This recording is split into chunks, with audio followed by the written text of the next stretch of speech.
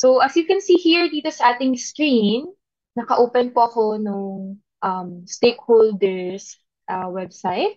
So ma-access niyo po eventually po pag i-roll out na natin to officially for our stakeholders for you, ma-access niyo po siya sa internet kung of course, I think familiar naman po tayo lahat. I'm sure most of us din po may Facebook. So, ayun po, isipin niyo po parang gano'n siya. Kailangan niyo lang po mag-connect sa internet, mag-open ng browser, and ma-access niyo na po yung ating website. So, ayan. Ito po yung ating login screen for the MPIACs, money agencies, and such. So, for the MPIACs, pwede po kayo mag-sign up. So, meron po ditong sign up link. Click lang po natin. And so, for the MTIACs and instructor assessors, kailangan nyo po mag-register. If wala pa po kayong account kay Marina or dun sa current system ni Marina ngayon na SAMEast, kailangan nyo po mag-register ng bagong stakeholder account.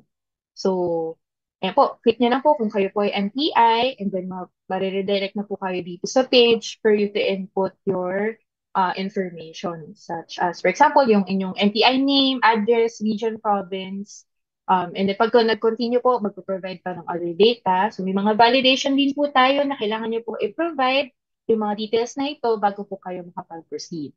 Same lang din po with the assessment center, ganun po ulit. And then yung instructor, assessor. So, yan. So, may mga validation po tayo dito na kailangan nyo po i-provide. Again, bago po kayo fully makapag-register. So, for the clinics po, for the MHEIs, yung mga schools and mga manning agency, cooperate na lang po tayo with STCW Division para sila po yung mag-create ng inyong account. So, hindi nyo na po kailangan mag-register. So, again po, ang kailangan lang po mag-register dito sa system is yung ating mga MPI, ACs, and instructor assessor since kayo po yung kailangan mag-apply kay Marina for accreditation. Yun na po tayo. For the purpose po of this demo, nag-create na po kami nung account. So, start muna po tayo for the MPI user. So, mag-login lang po ako. Ayan. So, if ever po na nakalimutan niyo yung inyong password, meron naman po tayong forgot password na mechanism. And of course, syempre, katulad po nung ating mga social media accounts ngayon, kung meron po kayong Facebook, Instagram, ganyan, same lang din po dito sa system, kailangan nyo po ingatan yung magiging account nyo para hindi po siya basta-basta ma-hack or ma-access ng iba. Lalo na po since ito pong account natin with Marina, it contains sensitive information such as your accreditation details, yung mga details po ng seafarers, and such. So, login lang po ako dito sa ating sample MTI account. Ayan. So, upon login po, diretso makikita nyo na yung inyong summary or yung inyong dashboard if ever po kayo sa term. So, dito po sa summary nakalagay yung inyong current na pending items. So, for this account po, meron siyang ongoing na application for accreditation ng kanyang course and yung course for distance e-learning. So, mamaya daanan po natin siya thoroughly. Punta po muna ako dito sa profile. So, dito po sa taas, makita nyo yung inyong name and yung inyong status. So, currently po ito ay isang accredited na MPI under Manila. And valid po itong hanggang September 26, 2024. So, magbabago po ito. Depende po dun sa validation or accreditation date nyo with STCW Manila. Yan. And then dito naman po, yung iba't ibang tabs na kung saan nakalista po yung mga details um, ng transactions nyo with Manila. So, dito po sa profile, dito po yung inyong basic details. Ayan, inyong contact person, ayan, email address, yung mga access po for training sites. And then, meron din pong listahan ng mga addresses since we understand po na may mga ilang training centers or assessment centers na may iba't ibang addresses throughout the whole regions or the whole Philippines, for example. So, input nyo lang po yan dito. Kailangan po na complete yung details na to bago po kayo makapag-apply or makapag-send ng transaction kay Mark. So, meron po dito, okay. So, meron po dito ang transactions tab. So, ibig sabihin po nito, nandito po nakalista lahat ng mga in-apply nyo kay Marina. So, meron po ditong table na pwede nyo pong i-search, yung transaction number, transaction date, kung kailan po kayo nag-submit, kung ano pong in-apply nyo, kung legal clearance ba, accreditation, kung ano po yung specific na application type, and request type, and yung status. So, filterable nyo rin po yan kung gusto nyo makita lahat ng mga transaction nyo na for screening, for example, or lahat lang ng release. So, pwede nyo po siyang gawin dito. So, of course po, imagine po natin na ang use case po natin is ako ay isang accredited MPI and ngayon gusto ko magpa-accredit ng bagong course. So, para po gawin yan, punta po tayo dito sa Transactions tab and then meron pong button dito na Create New Transaction. Okay, so pag click po natin yan, mariredirect po tayo dito sa bagong page. So, I think most or some of us po dito familiar sa kung paano po tayo mag-a-apply ng passport po, for example, sa DFA. So, parang ganun lang din po yung pagkakagawa dito sa system. So, kailangan lang po natin mag-select, of course, nung service unit or kung saan division po tayo mag-a-apply. So, dito po tayo kay STCW. And then, kailangan po natin i-identify kung ano po yung i-apply natin. Kung for entity po ba, meaning yung for the company itself or yung for the training course. So, try po natin i-select yung training course. And then, automatic po, mafe-filter na po yung mga next fields.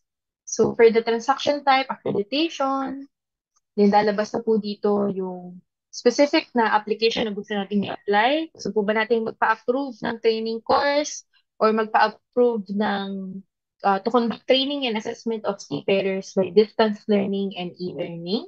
So, example po natin is itong approval of training course. Request type, kung new or renewal. Cater din po natin dito sa system yung mga renewal, reissuance, annual endorsement po ng mga documents na na-issue na po sa atin ni Marina before, provided po na nandito na siya sa system.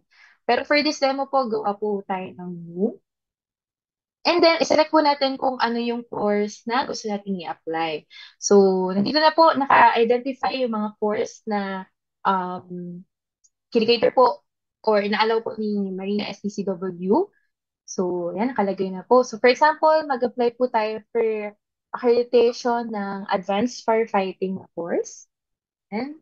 And select po natin lastly kung saan tayong office magpapaprocess. So, lalabas po dito yung mga offices po ni STCW na kung saan cater po sila ng accreditations. For example po, sa NCR Main.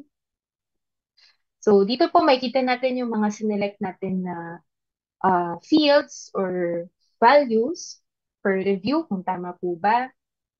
And then dito po sa baba, meron po tayong parang summary kung ano po yung mga reference of requirements needed for this application. Naka-indicate din po dito yung policy references nung related na application na ina-apply natin. So for this specific one po, MCST 2021-09. So pag click po natin, redirect po tayo sa, ayan, Marina Circular. Okay. Sige po. So while that's loading, balik lang po ako dito sa ating system. Yan. Dito pa lang po, makikita nyo na yung, again, reference of requirements na kailangan nyo for this application. So bago po kayo mag-proceed, mag-continue, pwede nyo na pong i-prepare. Kailangan nyo na po i-prepare itong mga requirements na to, yung inyong certificate of accreditation, course package, and yung mga part A, B, C, mga course syllabus, instructor's guide, yung mga assessors and candidates copy of written and practical assessment, yung mga different annexes po. Yan, yung mga TCROA, kailangan po yung i-submit. Pictures of facilities and equipment. Yan. So, as early as now, na-inform na po kayo ng system na ito yung mga kailangan nyo i-submit, pwede na po siyang i-prepare. So, going back lang po dito. So, ayan. Ito po, itong clinic ko kanina na policy reference, na-redirect po tayo dito sa website ni Manina na kung saan nakikita natin yung circular. So again, this will serve as the legal basis to kung ano po yung mga kailangan natin i-submit and yung mga rules and policies na kailangan po natin i-follow for this application. So if in the event naman po na magbabago ito, mag-update din po siya sa system. makipag-coordinate po kami with FTCW para po, yan, ma-apply po yung mga changes should there be another um, marina policy na ma-release po eventually in the next coming months or years. Yan. So, going back po dito sa system, in the event po na nagbago po yung isip nyo, sabi nyo, ay, sige, hindi ko muna itutuloy itong application na to, pwede nyo po siyang i-save as draft. So, ibig sabihin po nun, at least na-select nyo na siya and then pwede nyo pong balikan later. Pero kung decided na po kayo fully na mag-apply, pwede na po kayo mag-continue. Ayan. So, since wala naman pong additional information na kailangan, wala naman po kayong kailangan ilagay pa, dito na po tayo sa step for uploading yung documentary requirements. So, kanina nga po, na-inform na kayo ng system ng mga kailangan nyo pong i-upload. Ngayon po, nandito na po siya for uploading. So, pwede po kayo mag-upload ng bagong file. So, same na po kung paano po tayo nag-upload ng picture before. Ayan. Or pwede po kayo mag-select from existing documents. So, kung meron na po kayong na-upload before dito sa system, pwede nyo po siyang i-select. Or kung malaki po yung file, kasi we understand po, lalo na po yung mga course framework, yung iba po, libro-libro talaga yung mga documents na nila ganun. So, kapag in-scan niyo po siya, and malaki po talaga yung file size, pwede niyo po siyang i-upload, for example, sa Google Drive, Dropbox, or other websites na pinagsasavean niyo po ng inyong data, and then input niyo lang po yung URL dito sa system. So, mahalaga po na ma-fulfill po natin itong mga requirements na kailangan i-upload para makapag-continue po tayo sa application. So, imagine niyo po, di ba, kapag mag-apply po kayo for accreditation, prepare niyo po lahat ng documents. So, same lang po siya dito sa system natin. So, kapag po kasi hindi tayo nag-upload at diretso po tayo nag-submit ng transaction, hindi po tayo makakapag-proceed kasi dito pala po hinaharang na siya ng system. So, yan, may mga message po tayo na please upload a file. Yan. So, for the purpose po of the demo, mag-upload na lang po ako ng mga sample documentary requirements. Of course, dapat po i-upload nyo dito is yung actual talaga na kailangan.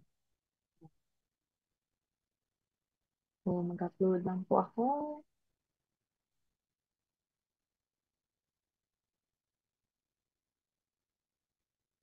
Hmm, okay. So, we understand po, some of you may think na, hala, sobrang dami ko namang kailangan i-upload. Every time ba mag-a-apply ako, kailangan ganyan. So, dito po sa system, hindi naman po. Pero since ito po, lalo na po for renewal and annual endorsement. So, since bago po kasing application to, wala pa pong copy sa system ng mga details na to, kailangan nyo po talaga siyang i-upload lahat. Pero eventually po, pag mag-apply na po kayo ng renewal or issuance, ipo-pull na po nung system yung details na yon para next time po, hindi na po kayo mag-upload.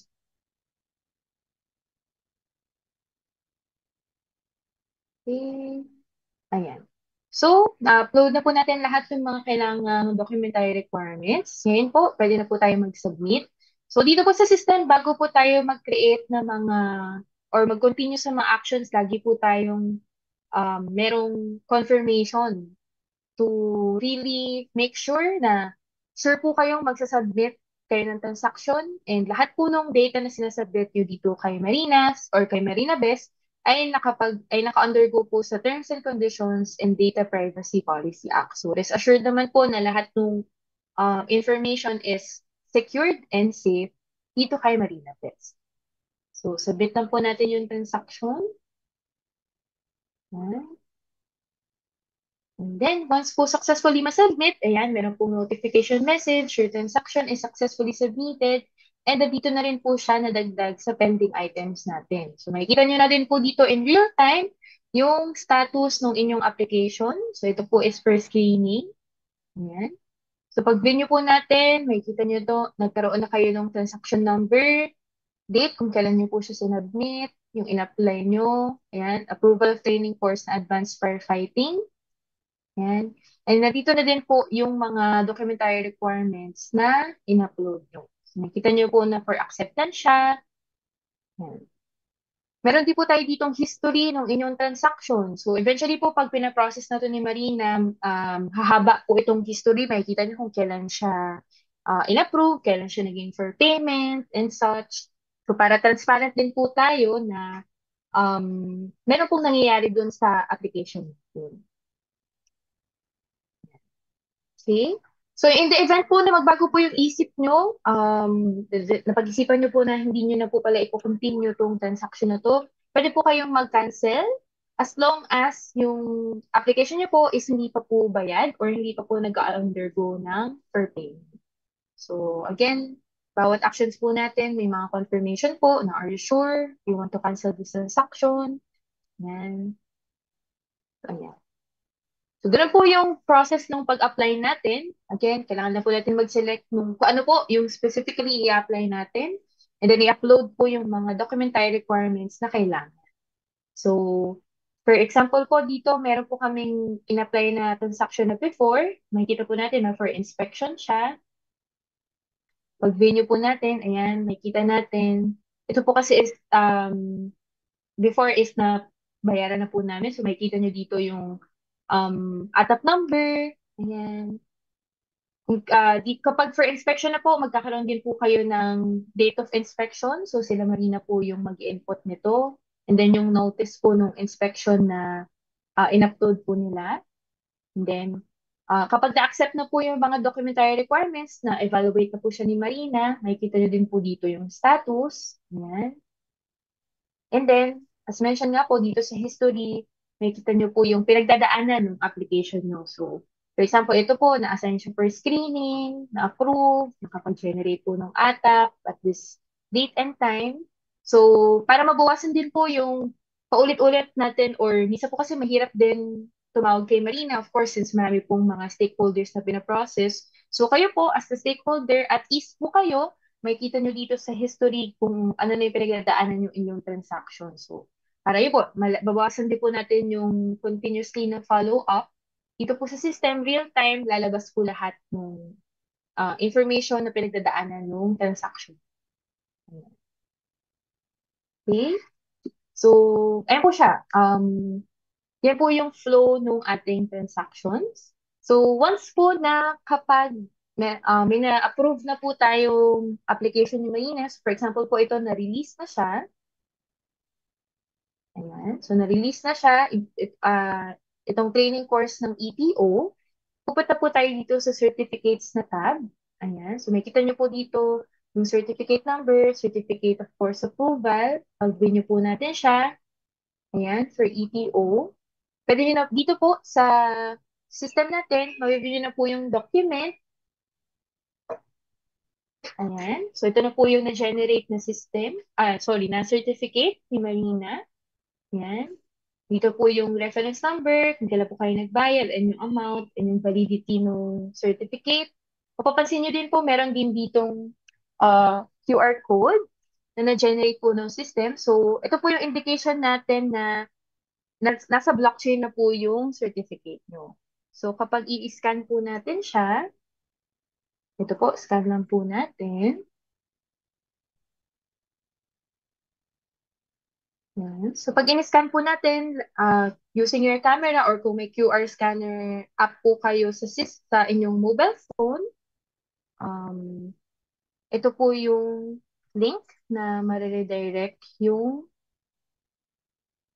QR code. Yan. So, dito po makikita natin na ito po yung way for us to verify na valid and genuine po yung inyong certificate. So, in-scan ko po ng QR code, ito po yung URL na lumabas.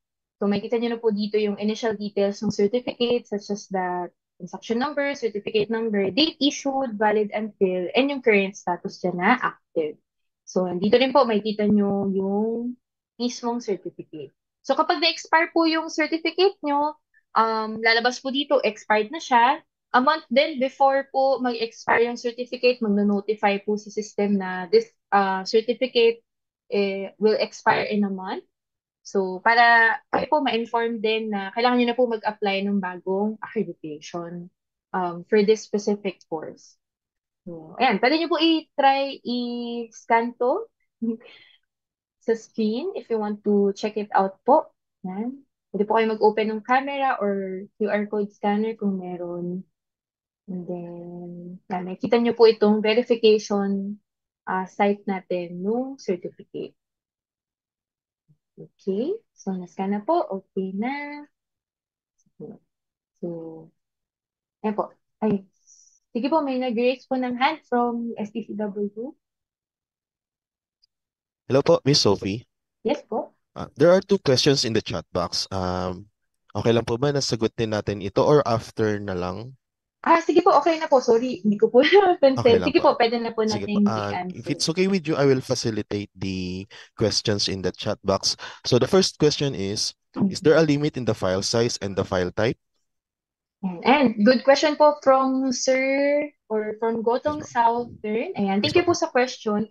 Yes po, magkakaroon po tayo ng limit. So, in cooperation po with STCW, initially po, ang naset namin na limit is 10 MB. So, we understand maliit po yun. So, uh, ina-identify po namin kung ano po yung appropriate na file size. Pero we'll make sure po na may cater po yung na-consider po yung actual na file size na sinasubmit po ng mga stakeholders natin. In terms po of file type, yes po, magkakaroon din po tayo ng limit. Um, pero kinikater naman po natin almost lahat from images, so JPG, PNG, PDF po. Ayan. Yung Word files po baka hindi pwede for security reasons po. So currently po, ang ina-accept po natin is JPG, PNG, and PDF. Ayan. So, I Okay, hope po thank you, Miss na-answer po Sophie. yung question. And for the second question from Phil Kamsat, once Mhm. submitted the application, could we update the uploaded files? Yan. Yeah, good question po yan from Sir Bong. Yes po, pwede nyo pong i-update as long na for screening pa po siya. So, ibig sabihin po kasi nito, hindi pa siya napaprocess ni Marina, hindi pa siya na-undergo for evaluation. So, pwede pa po kayo mag-upload ng bago. So, as long as for acceptance, for screening and for ang status po no documentary requirements is for acceptance, pwede pa po kayong mag-upload. Pero of course naman po, sa security naman po ni Marina, may kita po nila yung luma yung in-upload and yung bago yung in-upload. So para may transparency lang din po in terms of uploading yung documents. So yes po, pwede nyo pong i-update yung uploaded files as long as hindi pa po siya napaprocess ni Marina. So po. Thank you, Miss Sophie. Ayan. May next For question din po. for the other question, pwede po bang may matawag from the STCW office or MISS for this question from NPMTCI? The question is, same platform din po ba to sa current account ng MTI when reporting ER and TC ROA?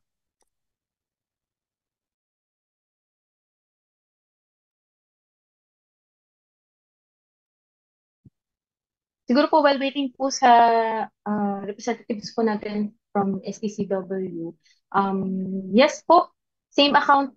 Eventually po pag nilaunch natin ito, magiging same account na po siya. Yung ER, I think, is yung enrollment form po, if tama po yung pagkakaalala ko. And yung PC ROA, nakita lang po ako ng example.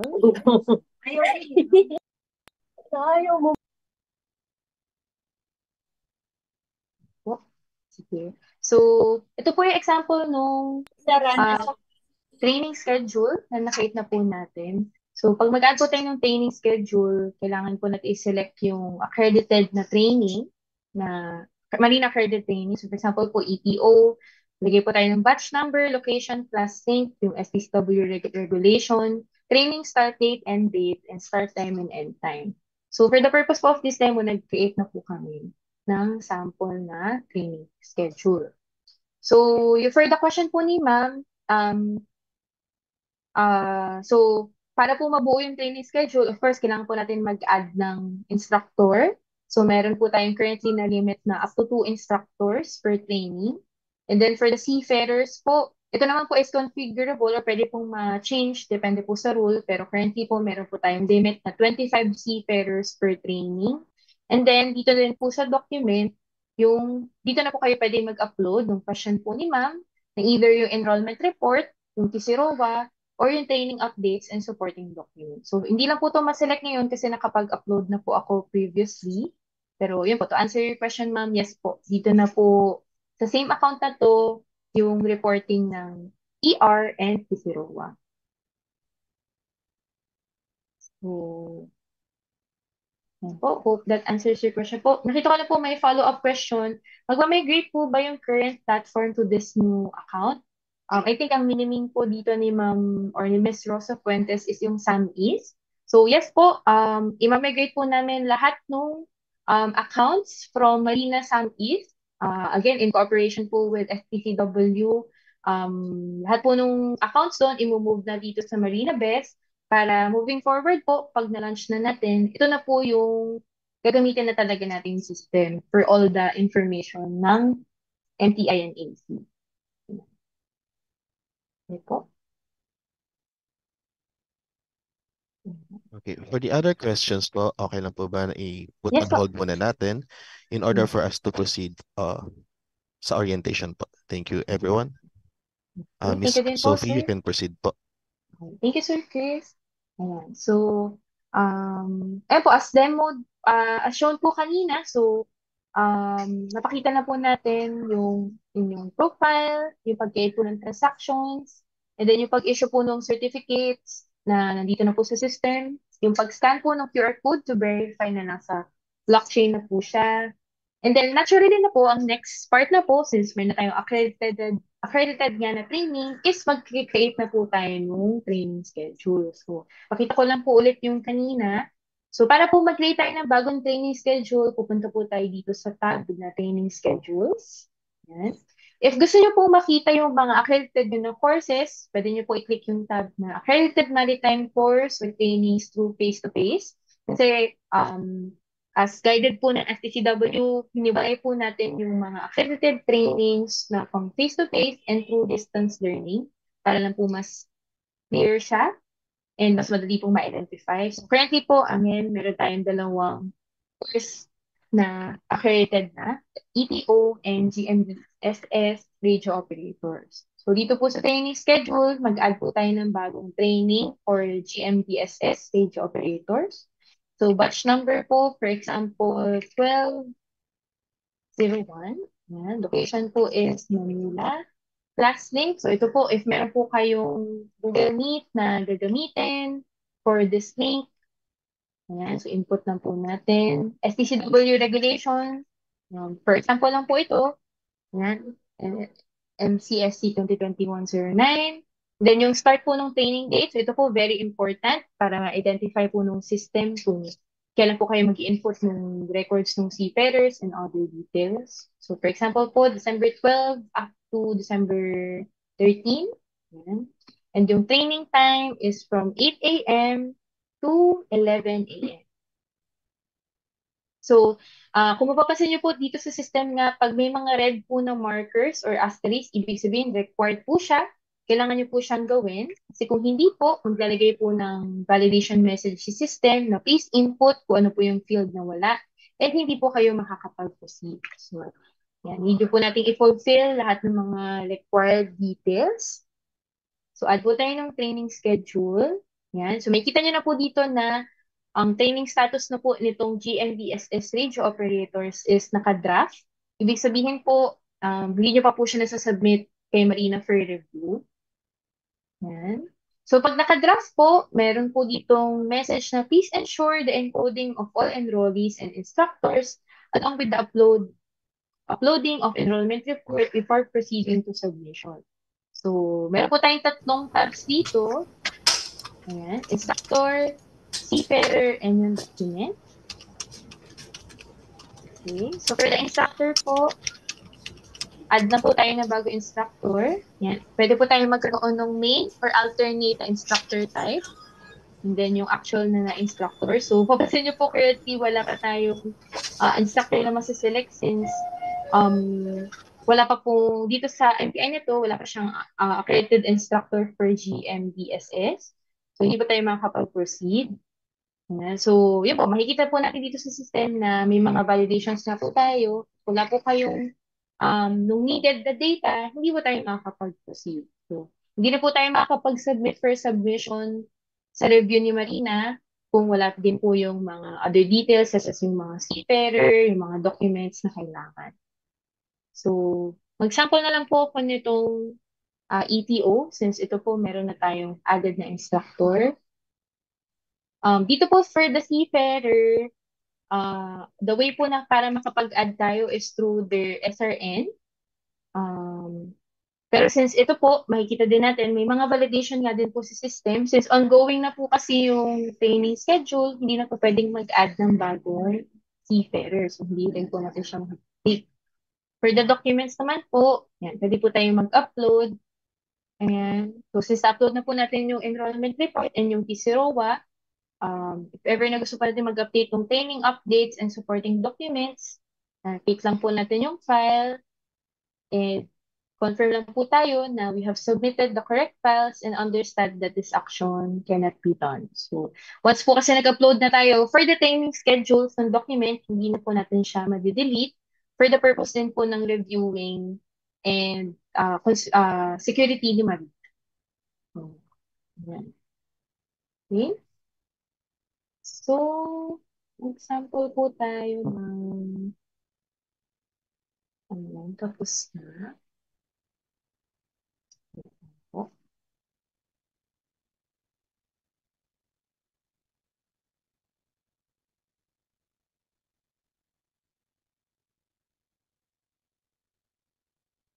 Computer. Ayan. So, if ever po na tapos na po yung training schedule, meron din po ditong na-approve na rin po ni Marina STCW yung inyong training schedule. May mga uh, announcements po dito or reminders na please ensure that the status of enrollees is fully updated by December 12 and that the training and the TC-ROA, yung ating training completion and records of assessment document is uploaded by December 13. So, yung mga ganyan po tayong validation and reminders na po para talagang ma-complete natin yung buong training schedule details. Ayan. Yun po. So yan po yung sa ating training schedules. For the assessment centers po, almost same lang din naman po yung flow with the AC. Instead lang po na accredited maritime course, ano po siya, accredited levels of responsibility or assessment course. So almost same lang din po siya ng flow, kung paano po mag-apply, paano po mag-add ng training schedules. Nagbabago lang po in terms of definitions kasi for MTI po, training course siya. For um, assessment center po is level of responsibility. Okay. So, dito po sa documents na tab naman, so lahat po nung ina-upload nyo dito sa system, nandito po siya mapupunta. So, isipin nyo po parang ito yung Google Drive or parang USB ng Marina Best. So, para lahat po nung ina-upload nyo, para meron na po kayong electronic copy. Sa susunod, should you need na kailangan nyo po mag-upload ulit or kailangan nyo po ulit sa isang application yung yan, yung mga annexes, yung mga accreditation, ikukunin na po siya ng system automatically para next time po, hindi niya na kailangan mag-upload ulit ng bago. Yan. So, pwede din po kayong mag-upload dito ng sarili niyong document if ever na gusto niyo po siyang gawing parang storage na po ng mga documents yun na related sa MPI. Ayan. So, pwede niyo po siya ditong i-upload and naka-table din po siya. Pwede niyo i-scroll to different pages. Pwede niyo rin po i-view if ever na gusto niyo i-check kung ano nga po file yung in-upload niyo previously. Okay? And then, of course po, integrated na din po dito yung monitoring and surveillance. So, since ang goal nga po talaga natin is one-stop shop itong system natin, nandito na din po yung monitoring and surveillance from STCW. So, since yung ating mga MTI and ACs ay may monitor po continuously ng ating mga um, no ating representatives from SDCW Monitoring and Surveillance Division, makita nyo na rin po dito yung mga monitoring finding reports na fina-forward po nila sa inyo. Yan.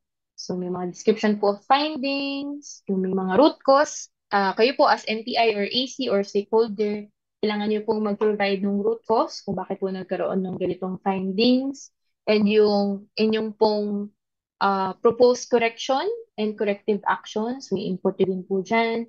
And yung corrective action implementation date. So, again, lahat po ng mga in-input nyo dito is subject to Marina's approval, review and approval. Yan. And then mag-update na lang po yung mga status once meron na pong action doon sa MFR o dun sa monitoring finding report. And then as well as surveillance, so dito din po yung mga record of surveillances po na ginagawa ni Marina on your training centers, yan, surveillance log forms, and yung summary forms, yung mga statement of facts na ina-upload po ni Marina, makikita nyo din po dito for transparency. So, yan po.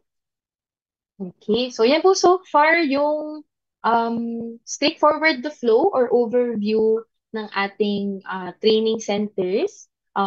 For the assessment centers po, mag-login na po ako ng sample na account. Pero almost same lang din po talaga siya with the MPI. Iba lang po yung definitions ng other fields. So mag-login na po ako ng isang assessment center. Ayan. I'm sorry. MPI po pala ito. Ayan.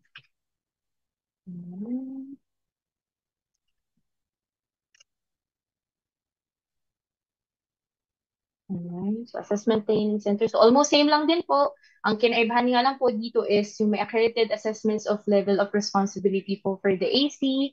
And instead po of training schedules, enrollment po yung nilalagay natin dito.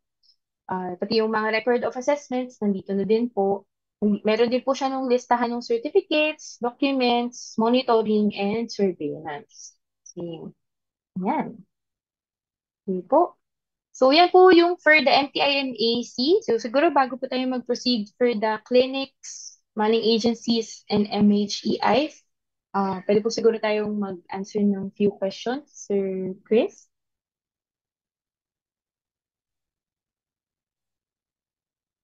Okay. Um, okay. For the first question, Mhm. from City SI, siguro from STCW office to ang mga kasagot nito. In replacement ba to sa mismo?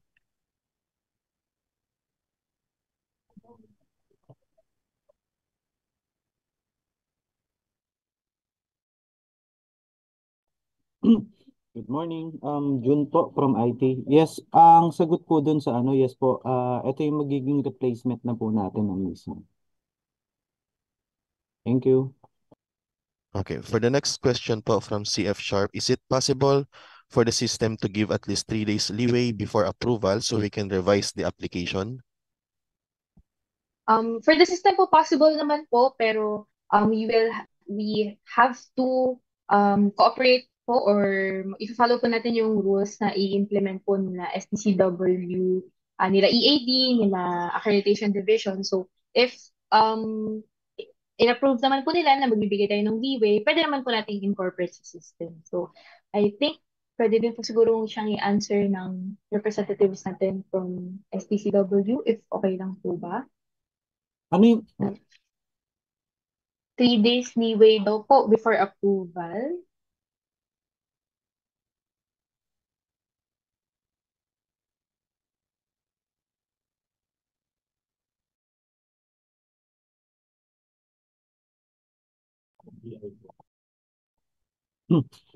ma'am, good morning. Opo. Ma'am, yung nag-question po, pwede medyo pakidetalye po kung paano yung gusto nila?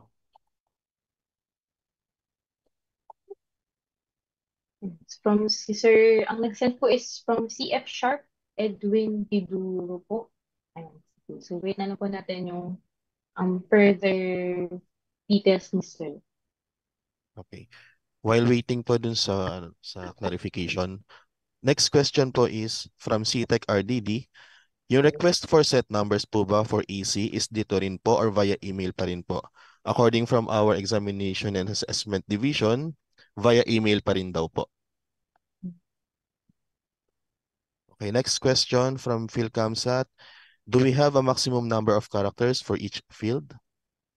Ayan, thank you po for that question. May mga certain fields po na may maximum characters. So, for example po yung remarks. Since, for example, gusto po natin mag-cancel ng application, ayan, may mga certain limit po siya. Naka-identify naman po. Pero for mga narratives po, for example, sa monitoring, Kung gusto po natin maglagay ng, yan, yung mga root cause, correction, corrective action for the MPI and ACs, wala naman po siyang limit. Kasi we understand the narrative po ito, and mahaba po talaga siya.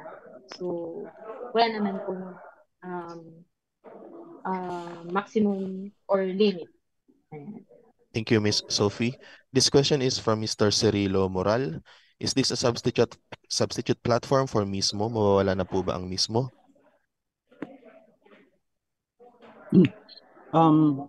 Good morning po. Yung regarding dun sa question, yes po, ito yung papalit sa mismo. Pero hindi pa rin namin ida-down yung mismo. Ang mangyayari lang po, pag na-deploy na po tong system, yung mga new application dito na po. Kasi may mga pendings pa po na may iwan sa mismo na i-cater. Then, pag wala na pong mga pending na application sa mismo, i-migrate na po namin siya lang.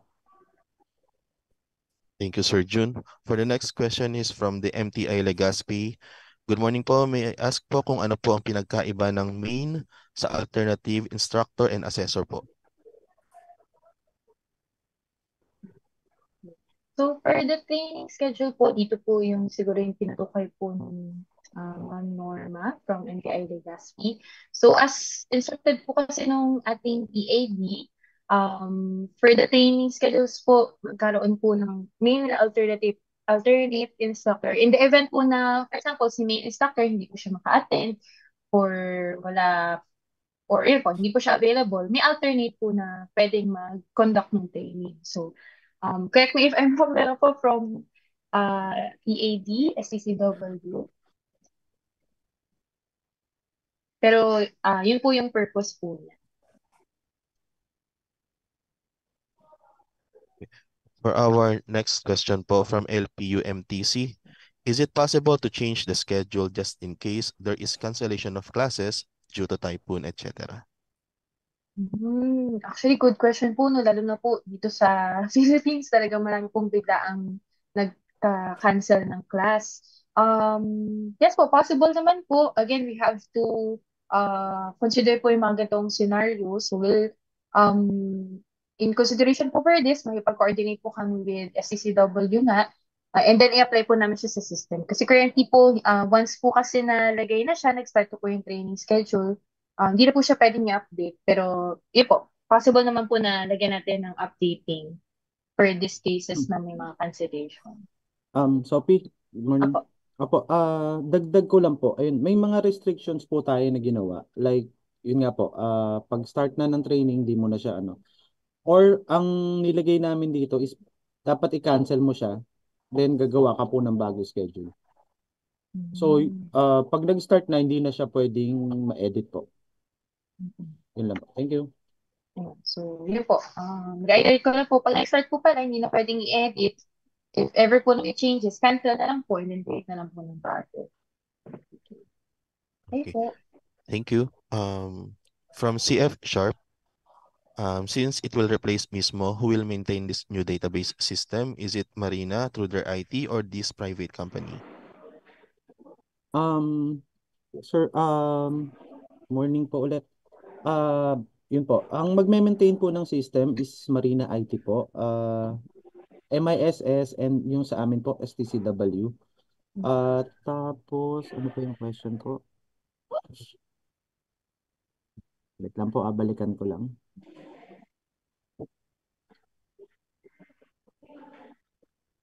Ayun po, yun. Then, di lang namin na ano, may kasama din po kasi itong ano, mobile app, pero for seafarer lang. Bali iOS din siya and Android po. Yun. Thank you. Ayan po. To add lang din po dun sa answer po ni Sir June for Sir Santa Cruz ng CF Sharp. So yes po, pag dineploy po natin to system, ito turn over po namin from MJBI to Marina para sila Marina po yung officially na magme-maintain nitong ating database or kung buong Marina Best. Pero kami po as the company in contract din po with Marina, meron po kaming 3 years na maintenance period. So should there be any major changes na kailangan po ng tulong ni Marina, nandun po kami to help and update the system. Pero in terms po of maintaining talaga yung data and all, sa Marina na po siya. Okay, we will cater one more question. Last na po for this time muna. From Phil Kamsat, whom to call when we encounter some concerns regarding Marina West? Good morning, kay Sir Bong po ng PhilCamSat. Same pa rin po sa amin pa rin. Pag seafarer related sa ICTMD po, yung sa vessel po sa MISS. Thank you. Thank you everyone for answering the questions of our stakeholders. Ay, And Chris, sakudin ko na to yung sa Far East. Apo, sir, proceed yes po. po. Mamigrate po namin lahat ng account and lahat po ng records from mismo to Marina Best po. Thank you. I think that will answer na rin po yung question po ni Ma'am Lizelle. So, Okay. lahat po ng details, pati po sa seafarers, from mismo, i-migrate po natin to this new system, Malibes. Okay. Yes po, same username and password pa rin po siya. Okay. For the next questions po, put on hold po muna natin ulit in order for Miss Sophie to proceed with the orientation. Thank you, everyone. Thank you po. Thank you sa questions and thank you din po, Sir Chris. So, since okay na po tayo for the MTI and AC overview ng systems, pakita din naman po natin, bigyan din po natin ng spotlight yung sa side naman po ng ating mga accredited clinics, yung mga MFOs and such. So, again, dito lang din po sa same website siya i-access. So, kailangan niyo po ng account. Ang kinaibahan nga po ng mga MFOs, MHEI, and manning agency is hindi nyo po kailangan mag-register dito sa system. Kailangan nyo lang po mag-approach kay Marina STCW Division para sila po yung mag-create ng account sa inyo. Since yun nga po, sila po yung mag-verify if accredited na po kayo ni Marina. So for the purpose po of the demo, nag-create na po kami ng accredited na clinic account. So, login lang po natin. So, for the clinic, since ang main goal lang naman po is mag-input ng mga medical records ng ating mga seafarers, onti lang po yung tabs nyo dito sa taas. So, same lang din po ng layout. Ayan, nandito po yung inyong name, yung clinic name, accreditation, and validity. So, meron din po kayong profile. Ayan. So, mahalaga po itong profile for inputting yung mga details nyo such as your representative name, numbers, and yung email address or gusto niyo po may change ng account password. For the medical records po, ito na yung details na ina-upload niyo po for the seafarers. Pero bago po tayo mag-proceed dyan, pakita ko lang po saglit itong listahan ng accredited yun na medical practitioners. So, pwede po kayong mag-add. In the event po na may bago po kayong accredited medical practitioners, pwede po kayong mag-add ng bago. So, input nyo lang po yung PRC license number, PRC license number niya. For example po, itong mag-add po tayo ng bago. Ayan. So, ito po yung PRC license ID number. Search na po natin. Lalabas na po yung details and si Annie Rangel. Ayan. So, may sample lang po na picture. Then, add lang po natin medical practitioner. So, yan. Dalawa na po yung medical practitioner natin for the Health First Clinic Corporation. In the event po na umalis na sila or gusto po natin i-remove, pwede din naman po. Tignan po natin yung remove and merong confirmation. So, since nakapaglagay na po tayo ng accredited medical practitioner, pwede na po tayo mag-input ng medical records. So, may dalawa po tayong way para mag-add ng medical records. So, actually, ito po is almost same lang din with the MHEI and the manning agency. So, meron po tayong bulk upload. So, we understand po kasi na marami pong seafarers. Kaya sa isang araw, meron pong 50 na seafarers na nagpa-medical, kumuha ng medical certificate. So, medyo marami po siya.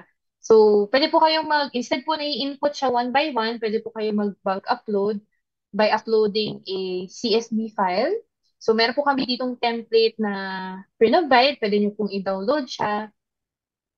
Tapos, kailangan nyo lang po fill upan yung mga details na yon nung seafarer dun sa Excel file. So, short, basic info lang naman po. Then, kapag meron na po kayo ng Excel file, pwede nyo na po siyang i-upload. So, for example po, this one. And then, lang po natin yung bulk upload. Yan po, pag nag-bulk upload po tayo, exam po natin, pag click po natin to, i-pull po lahat ng system yung nandito sa Excel file. So once po na-pull na yun lahat ng system, lalabas na po siya dito. So ito po yung example natin. And then, if ever naman po na gusto nating maglagay ng mga individual na seafarer details, tignan po natin tong add medical record. And then, since in-incorporate din po natin katulad po sa mismo na yung mga seafarers natin, meron na silang SRN or yung Seafarer Reference Number. Ito na din po yung pwedeng gamitin na way nyo po to search yung seafarer details. So, for example, maglagay po ako ng SRN. Pag tinik nyo po yung search, makukuha na po yung details ng seafarer. So, yan. For example, si Toribio Ferrer. Ayan. And then, check po natin kung sino po yung medical practitioner na nag-conduct ng medical assessment. Ayan. And then, kung findings, kung fit po ba siya for duty or unfit. So, for example po, kung fit for duty, pwede po tayo mag-input nung corresponding na limitations, pero hindi naman po required, pati po yung finding remarks. And then, pwede po tayong maglagay ng date of medical exam. For example po today, and kung kailan po yung expiration nung kanyang medical certificate. For example po, after a year. Yan. So, pag click po natin yung preview medical record, meron po tayo ditong way to review kung tama po ba yung in-input natin. Yan. So, review lang po natin, SRN, yung pangalan po ng seafarer, yung picture niya kung tama, and then yung name po ng medical facility, findings, and ito po yung mahalaga, yung validity ng medical exam until the expiration date. So, kapag okay na po sa inyo, click na po natin yung add medical record, lalabas na po siya dito sa table. Ayan. So, yan po. Pag same process lang po for the clinics. Kapag mag-add po tayo ulit ng bago pang record, click lang po natin ito or kung gusto natin mag-bulk upload, ayan, pwede po natin siyang gawin dito sa system. So, yan. So, yan po yung process nung sa clinics. Daanan ko na lang din po real quick yung sa ating mga manning agencies. Almost same lang din po siya. Ayan. So instead po of medical records yung ina-upload for the manning agencies, ang i-upload po dito is yung mga service records naman ng ating seafarers. So meron nga din pong bulk upload dito by uploading the CSV file. Or kung gusto po natin mag-add ng bagong seafarer, ganun po ulit, isa-search natin siya via SRN.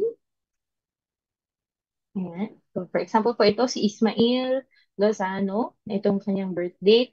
So, pag na-search po natin at tama naman yung details, pwede na po natin i-add.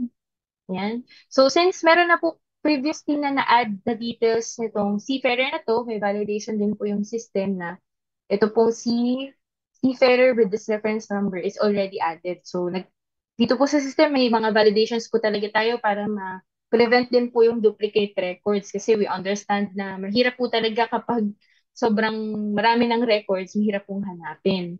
So, since meron na po itong details na to, pwede po natin siyang i-edit na lang.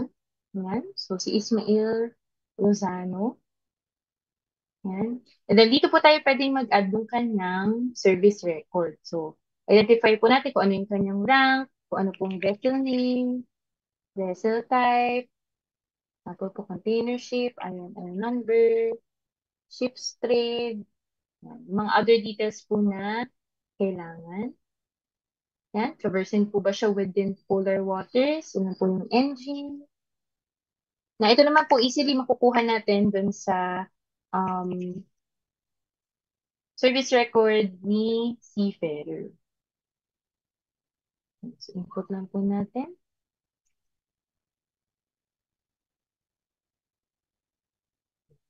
So, kapag in-add na po natin, may preview po ulit. So, lahat po nung in-input natin dito, nilalagyan natin ng preview para sure po tayo na tama po talaga yung details bago po natin i-update. Kasi once po na ma-add na siya, hindi na po siya pwede i-delete. For security purposes din po and transparency. So, kapag okay na po siya, yan, yan. So, yun po, nandito na po yung service record ni Seafarer. And then, later on po, pag tinignan natin yung account ni Seafarer, lalabas na po itong service record niya. So, for the money agencies, ganun lang po, kailangan nyo pong i-view yung specific na seafarer and then pwede po kayong mag-add ng service record. Automatic po, based po dun sa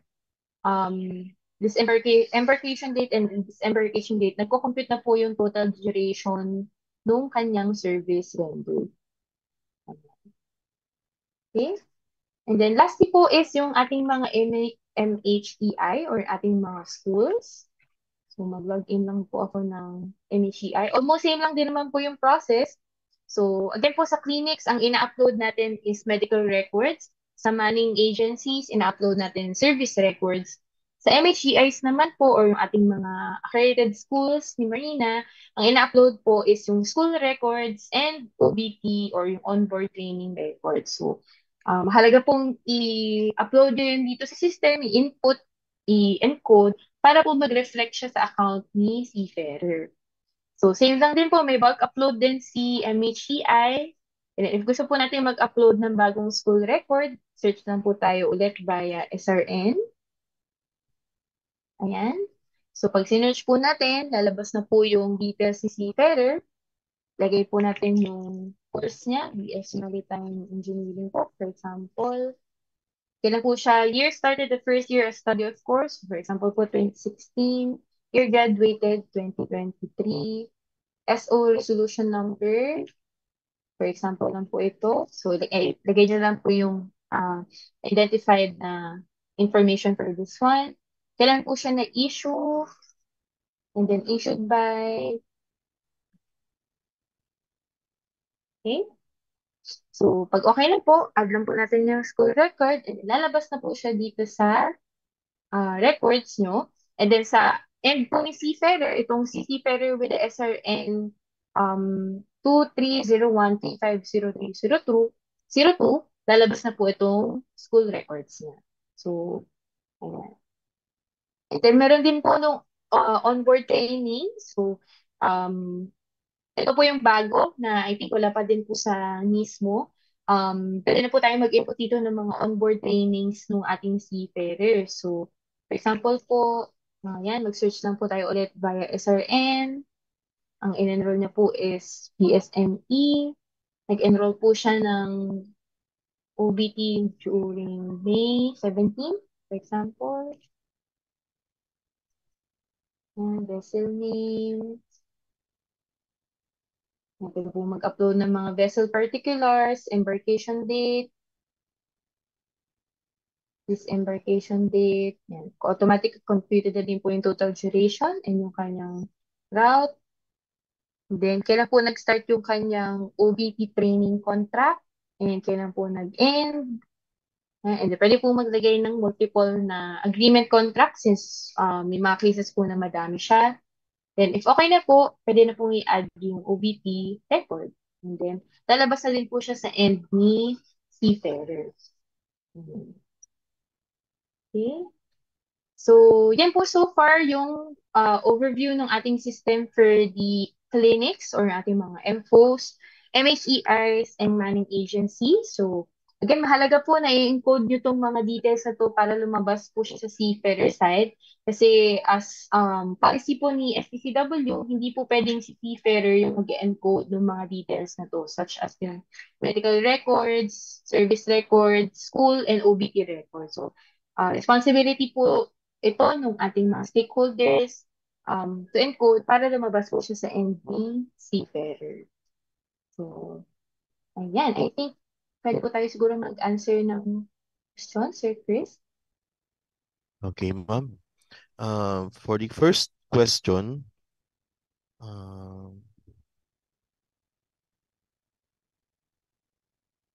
from ST-MTCC Training Center, is this system also applicable when applying for accreditation as MTI? Yes po, opo. Hindi ko na po napakita kanina kasi yung accredited na po kasi yung MTI natin. Pero log in na po ko real quick ng isang MTI. So, yes po, if gusto niyo po mag-apply ng accreditation for Marina, ganoon na po ulit, iselect niyo po na applying for NTT. Ibig sabihin, yung, kayo po, training center as a whole, accreditation, and then dito po, accreditation of maritime training institutions as NTT, for example, new, and kung saan office po kayo magpapa-accredit. So, yes po, catered po natin siya sa system. Okay. The next question from Far East Maritime. Ang user account po ba sa mismo ma-merge din sa Marina Best o need mag-create ulit ng bagong user account?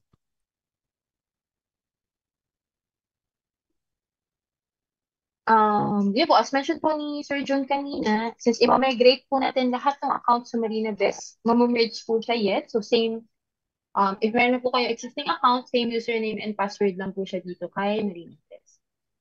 Okay po, just to be clear lang po for everyone, yung mga data and information po na present sa ating mismo ngayon, imamigrate po yun dito sa ating Marina Best. Okay, the next question. Good morning po. Pwede po ba mag-delete ng maling details na na-encode sa C-service ni crew? Ayan. Thank you po for the question. As directed po nung ating STCW representatives na ginagawa po yung system, hindi po siya pwedeng mag-delete. Pero if, yun po, hindi po siya pwedeng mag-delete kasi kaya po tayo may mga confirmation kung valid and true po ba yung information na yun. Ibig sabihin, final na po talaga siya. Baka pwede din po may mag-answer from STCW regarding po for this one in terms po of updating and deleting yung mga records. Good morning. Ayun, initially po, wala rin siyang edit sa ngayon. Pero ang inaano namin is kung nagamit na yung C-service for, kunyari, sa application ng COP/COC, tsaka lang siya hindi may edit.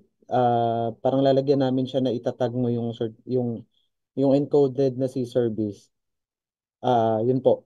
Once na magamit siya, hindi na siya pwedeng ma-edit po.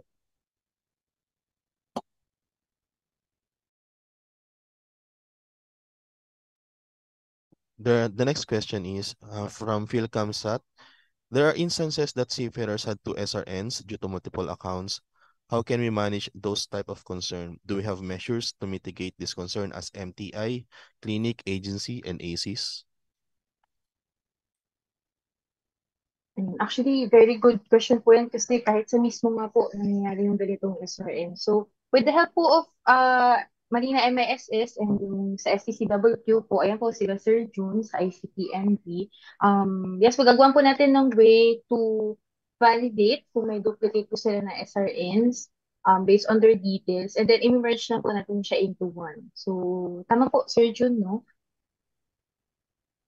Yes, oo. Tapos, meron din kasi kaming pag nag-sign in sa OP, di ba meron tayo doon na parang pictures na Mm-mm. parang i-verify yung ano.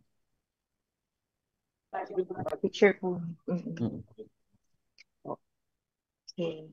Hopefully po eventually, pag talaga nalinis po natin yung data, maiwasan na po yung ganitong multiple SRM. Ma'am, nangyari na sa akin yan. Nagdalawang isa rin ako. Minerds na ng Marina yung dalawang ako. Yun po. Yes, sir. Thank you po sa Opo, actually yun din ang concern namin. Yung ibang seafarer po kasi natin, kahit alam nilang may account na sila, ang ginagawa nila is nagre-register ng bago. Although yung mismo naman natin, meron siyang pambalidate kung may record ka na o wala. Ang ginagawa po kasi nila, it's either minamali yung name or minamali yung birthday nila. So, tinitignan po siya ng system na ibang tao po. Thank you, Sir Jun. For the next question from Maersk. Good morning. How can we assist or guide our seafarers on how to navigate the new system? Is there a how to guide where they can refer to? Yes, sir. Bali po, maglalabas si Marina ng parang video tutorial regarding dito. Yun po. Tapos, same pa rin naman po. Pwedeng kunyari may mga query, pwede rin po namin silang i-assist sa ICTMD po. Thank you. Thank you, sir. I think this question is for Miss Sophie from SAC. Can we have a sample of a generated COC and COP? sige po, okay. So, yun po kasi isa-side na po siya ni Seafarer, no? So, nakita lang po ako ng account din ng Seafarer. So, for the Seafarer po kasi, sa ibang website po siya, sa ibang link po. So, ang main na identification po nun is dito yung sa may left side na picture. So, if ganito po yung itsura po niya and meron po ditong listahan ng view examination schedules for the Seafarer po siya compared po dun sa kanina na for MPI and AC. So, in the event naman po na kunyari, magkamali kayo na kunyari, stakeholder account kayo pero nag-login kayo sa Seafarer website, hindi po kayo makakapag-proceed kasi hindi po kayo identified as a Seafarer. So, mag-login na po ko ng Seafarer para mapakita po natin yung generated na COC and COP. So, for the Seafarer po kasi entirely different process po siya and all. So, daanan ko lang po siya real quick. For the COC po, wait lang. Hanap lang po ko ng Seafarer. So, ito po, nag-login ako ng certificate, ng Seafarer na may certificate. So, although ito po ay DCOC kasi,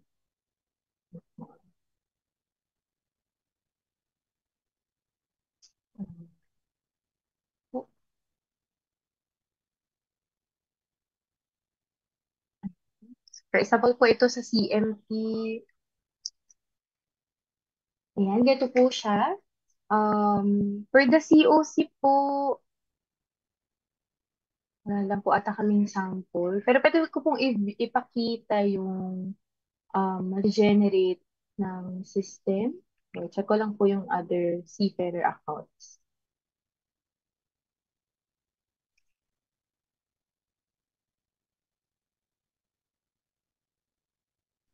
Oh,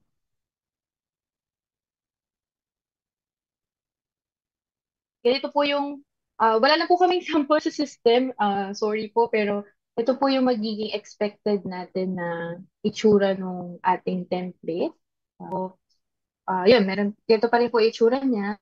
So, yung name po ng seafarer, certificate type, yung name po at signature ni administrator ni Marina. Pero pa rin po, may QR code and yung picture ng seafarer. So, ang mababago lang po dito is yung verification na link since ito po kasi yung sa mismo na website. So, eventually po magiging Marina Best na to kapag na-launch na po natin. So, same po nung pinakita natin kanina sa MPI, pagka-scan po ng QR code, may verify po siya sa system na authentic po siya and genuine. So, ganyan po ang expected na lalabas po sa system. For the COC po, ganun din po siya.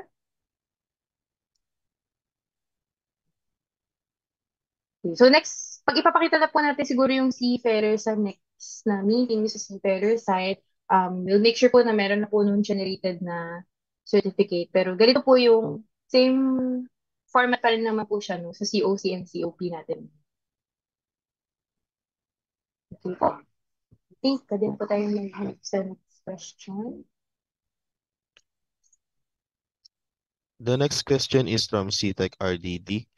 Sa mga approval po ng accreditation, for example po, if nag-apply po kami ng training or assessment, need pa po ba magpasa ng hard copy for stamping or soft copy na po lahat? Thank you po. If anyone po from our accreditation.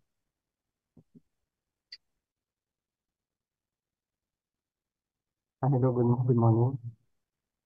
From Accreditation Division po. We prepare yung ah, soft copy para po mas madali po yung evaluation.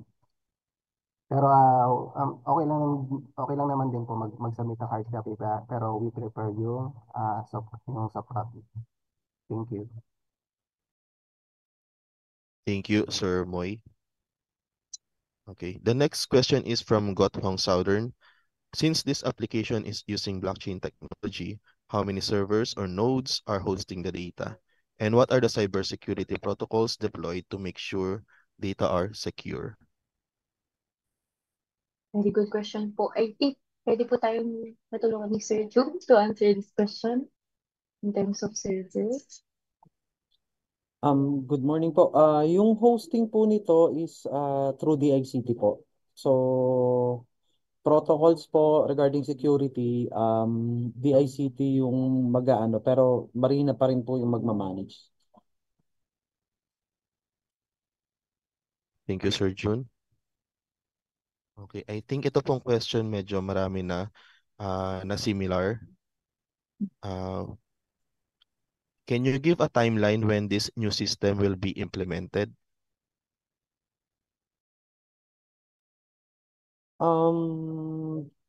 Di ko po, may taga-MISS po ba?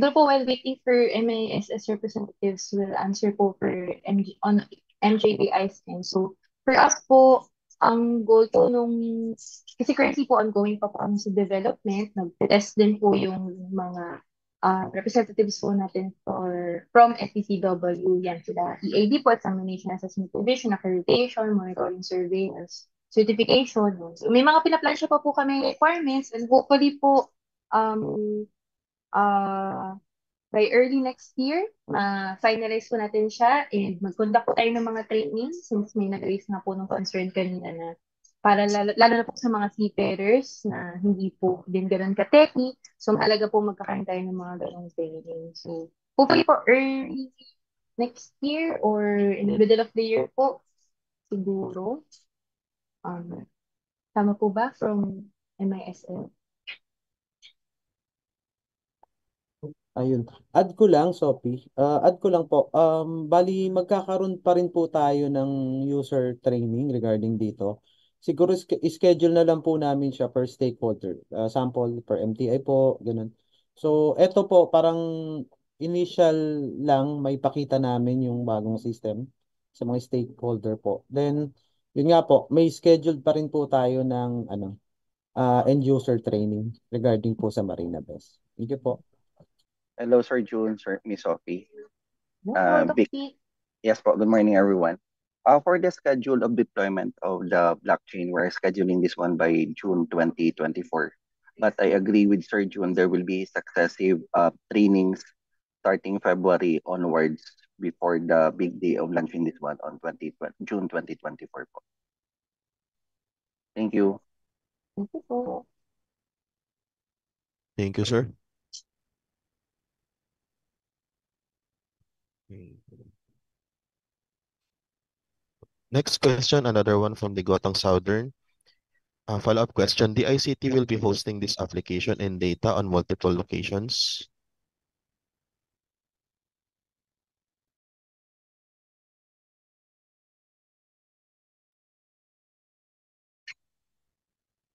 I think, Sir June, pwede po siguro natin i-answer in terms of survey.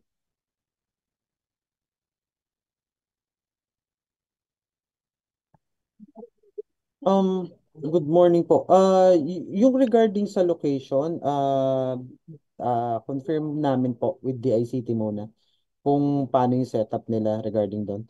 Pero this is a cloud-based po kasi, cloud-based hosting na kumbaga, yun nga, the ICT po, yung partner ng Marina. Yeah, I'm sorry for the question, sir. I'm just clarifying because you are claiming that it's it's using Yes, sir. blockchain technology. So that's why I'm asking these questions. Thank you. Okay, sir. Thank you po, sir. Thank you po, Sir Mon from Gotang Southern. Okay, I think one more question from CF Sharp. Can you send notification to all stakeholders when this new system will be implemented? Yes, sir. Maglalabas po ng advisory ang Marina regarding sa implementation po nito. Thank you po.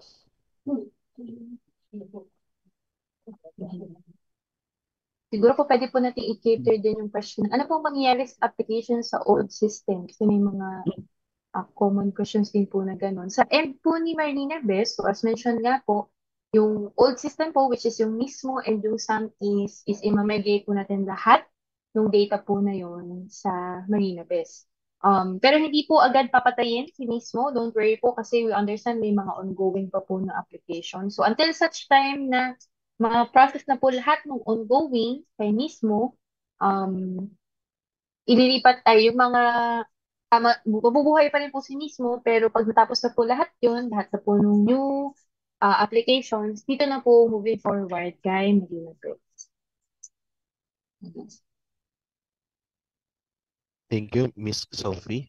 So, ayun po again, there will be a transition before po fully ma-implement ang ating Marina Best. Okay, I think